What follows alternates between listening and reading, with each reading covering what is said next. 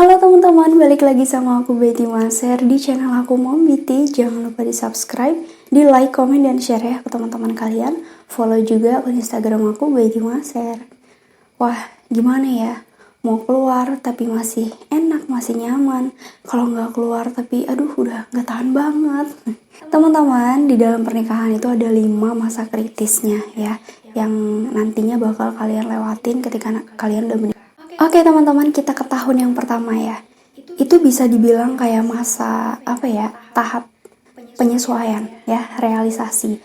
Karena menikah itu kan menyatukan dua kepala. Jadi kayak nggak mustahil banget kalau tiba-tiba langsung cocok, langsung klop gitu ya. Karena ya kadang itu sifat asli kita itu nggak walaupun kita tuh pacaran udah lama, tapi nanti waktu pas menikah itu bakalan ketahuan lagi busuk-busuknya dia gitu loh.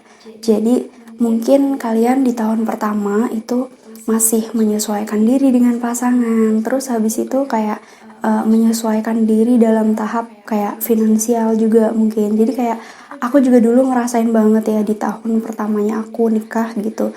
Kayak bener-bener gimana ya, oh nikah tuh rasanya kayak gini, terus kayak aduh, aku kuat nggak ya gitu. By the way kan aku kan waktu awal-awal nikah itu kan LDRan ya, jadi kayak aduh udah pikirannya kemana-mana gitu ya. Namanya gini teman-teman, jadi kalau menurut aku ya, kalau laki-laki itu dia udah kenal dunia ewi-ewian gitu, itu tuh kayak nggak bakal bisa hidup tanpa itu gitu loh. Jadi kayak bener-bener yang hasratnya itu benar-benar yang harus selalu dipenuhi gitu. Apalagi kalau yang baru-baru pertama kan kayak pengennya terus-terusan gitu ya. Jadi sempat sih kepikiran kayak gitu. Nah teman-teman, jadi kalau menurut aku di tahun pertama itu benar-benar kayak tahun yang sensitif banget ya, karena menyatukan dua kepala, terus kayak benar-benar harus mengklopkan visi dan misi kita ketika menikah nanti gitu ya. Walaupun nanti seiring berjalannya waktu itu bakal kayak menyesuaikan sendiri sih, cuman kan pokoknya berat banget lah ya. Mungkin kalian di luar sana yang udah menikah dan masih ataupun udah pernah melewati tahun-tahun pertama kalian ketika menikah kan pasti paham ya. Pasti adalah beberapa cekcok ataupun kayak kamu ternyata kayak gini ya gitu, terus kayak apalah, pokoknya kalian pasti nantinya bakalan merasakan seperti itu gitu. Terlebih ya teman-teman, itu kayak misalnya beradaptasi dengan lingkungan baru kamu gitu, terutama kayak di keluarga besar gitu ya. Jadi kayak mungkin kalian itu kayak nggak seutuhnya diterima di keluarga besar, dan kalian harus sebisa mungkin memberikan sikap perlakuan yang terbaik bagi kalian kan untuk keluarga besar, mungkin dari pihak si suami gitu, supaya kalian tuh bisa diterima di sana. Teman-teman, kita langsung ke tahun yang ketiga dan keempat gitu. Jadi kalau yang tahun pertama tadi itu kita melewati kayak masa adaptasi, masa penyesuaian gitu ya. Nah jadi di tahun ketiga dan keempat itu menjadi tahun yang mungkin bisa dibilang kayak berbahaya ya, karena di tahun ini mungkin kalian ya, entah itu istri, suami, pokoknya kalian menganggap pasangan kalian itu kayak udah biasa aja.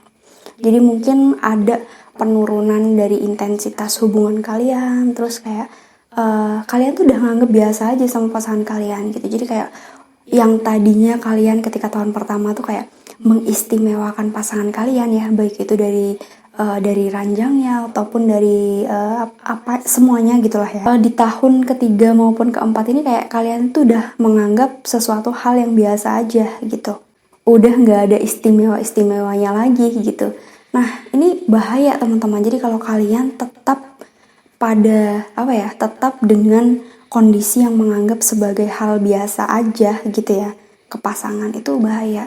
Karena nanti bakalnya pasangan kamu ngerasa disepelein, ngerasa nggak diutamakan lagi.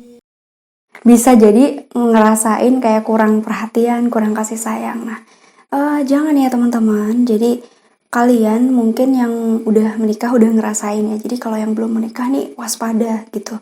Jadi semakin bertambahnya tahun itu kalau bisa itu malah semakin cinta dan sayangnya itu kayak bertambah gitu. Jadi jangan menurun gitu, karena kan kalian seharusnya kalau udah hidup bareng lama sama pasangan kalian tuh kalian udah tahu kebiasaannya apa, terus kesukaannya apa, yang nggak disukain apa gitu. Jadi harusnya itu malah kasih sayangnya tuh kayak lebih meningkat. Kalian udah nggak butuh penyesuaian lagi gitu kan. So teman-teman, yang harus kalian lakukan di tahun ketiga maupun keempat itu, kalian kalau lagi ada masalah cekcok itu jangan memojokkan satu sama lain.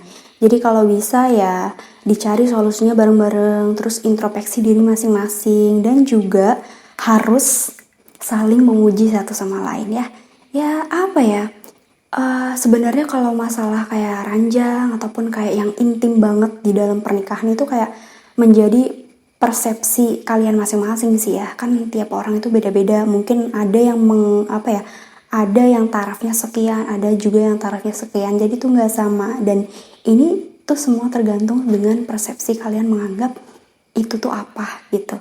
Nah teman-teman, ini benar-benar tahun yang dimana kalian harus bisa menjaga rumah tangga kalian tuh gimana gitu, supaya nanti kedepannya tuh baik gitu. Insya Allah kalau misalnya kalian bisa ngelewatin tahun ini dan kalian bisa kalau setiap ada masalah kalian selesaikan bareng-bareng, dan kalian nggak terlalu banyak ngeluh, tapi kalian itu kayak memperbaiki satu sama lain ya, mencari solusinya, itu nanti kalian bakalnya langgeng dan bahagia. Oke, lanjut ke tahun yang kelima dan ketujuh. Wah, semakin bertambahnya tahun, mungkin kalian udah nganggep pasangan itu kayak udah kenal banget, udah kenal luar dalam. Pokoknya luar dalamnya pasangan tuh kamu tuh udah tahu gitu. Terus jadi kamu menganggap biasa aja, semakin biasa aja. Udah gitu juga intensitas berhubungan kalian, bercinta kalian tuh jadi bener-bener semakin anjlok. Karena mungkin kalian disibukkan dengan sesuatu dan kalian itu kayak enggak mengerti satu sama lain. Gini ya teman-teman, banyak diantara kalian mungkin yang kayak ngerasa cinta, ngerasa manis tuh kayak cuma di awal aja gitu. Dan ketika udah sampai tengah-tengah itu kalian tuh bingung.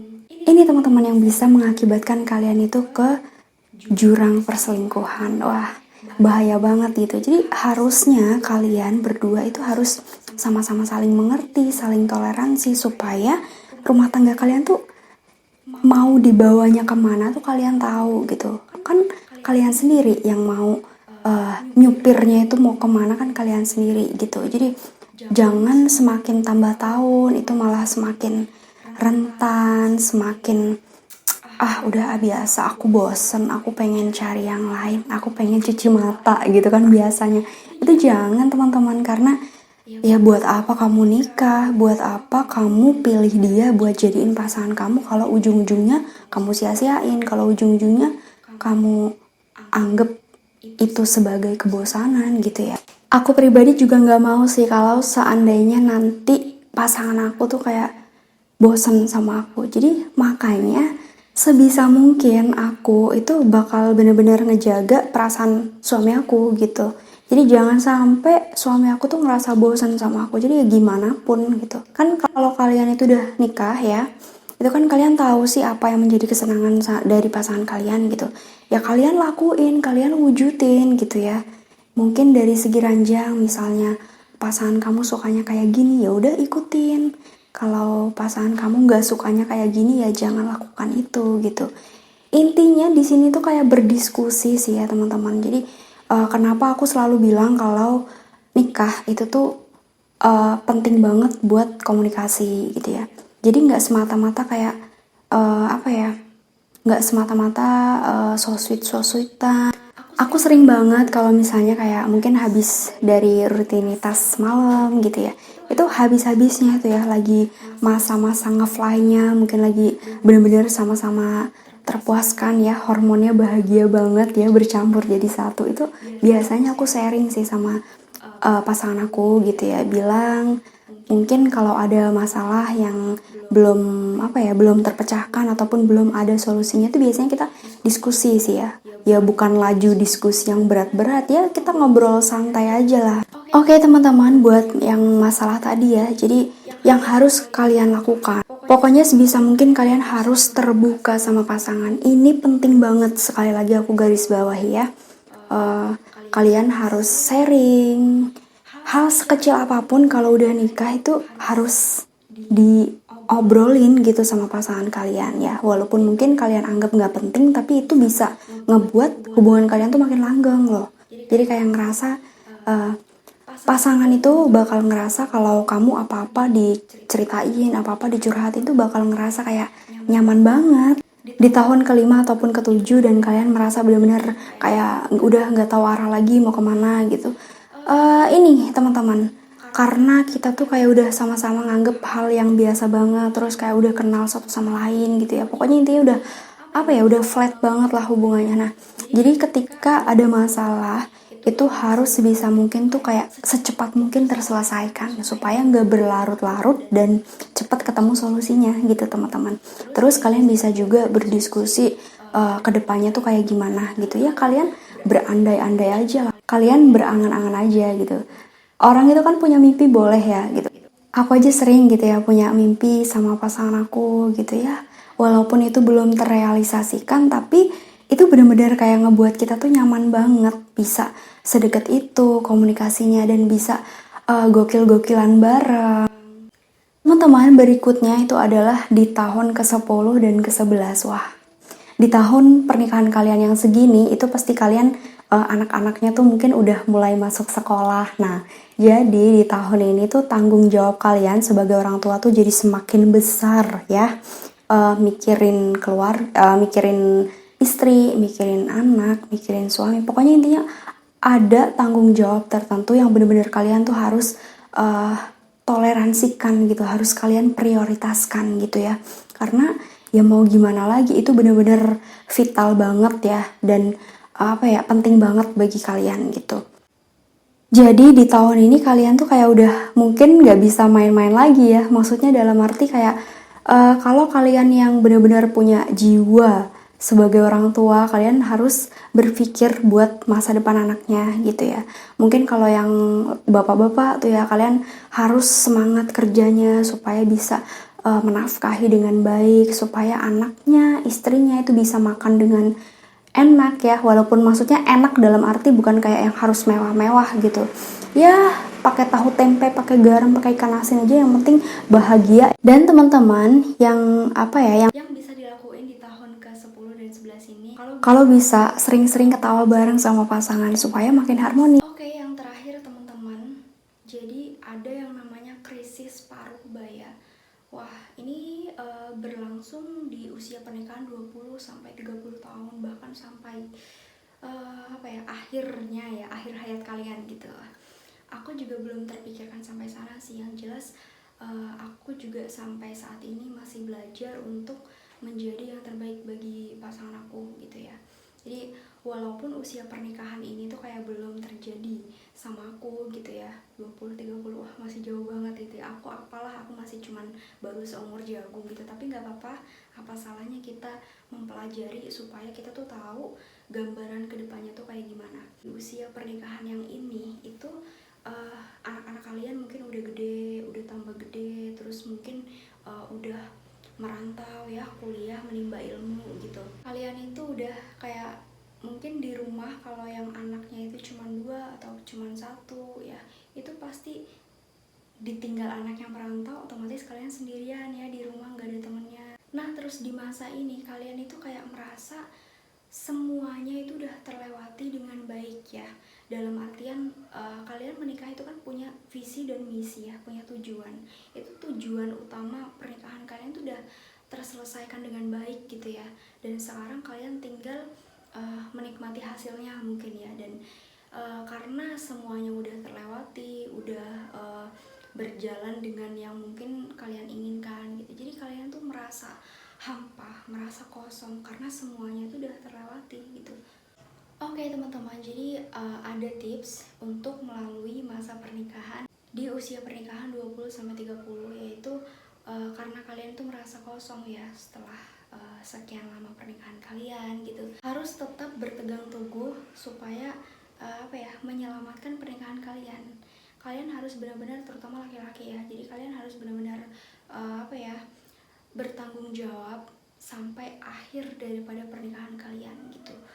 berjuanglah untuk pernikahan kalian meski kalian itu cuman sendiri ya. Jadi meski kalian itu dilanda kehampaan, kekosongan gitu, tapi kalian tetap harus berjuang, karena ya kalau nggak diperjuangin nanti bakalan kacau kan. Pokoknya harus deket lah ya, semakin terbuka, semakin memprioritaskan pasangan.